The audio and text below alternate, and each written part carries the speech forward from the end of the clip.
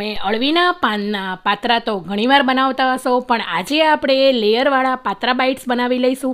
એના માટે 250 ગ્રામ જેટલા પાનને ધોઈને સાફ કરીને નસનો ભાગ કાઢી લેવાનો છે.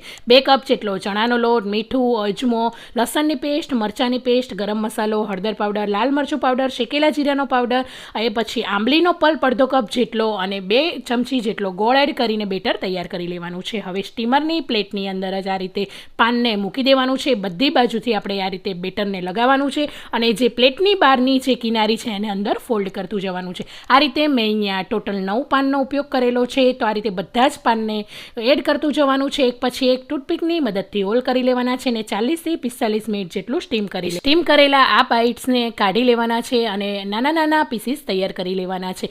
હવે વઘાર માટે તેલ ગરમ કરીને રાઈ, જીરું, હિંગ, મીઠા લીમડાના પાન, તલ, મરચાં એડ કરી દેવાના છે અને વઘારને ઉપર સ્પ્રેડ કરી દેવાનો છે. તો તમે પણ જરૂરથી ટ્રાય કરજો.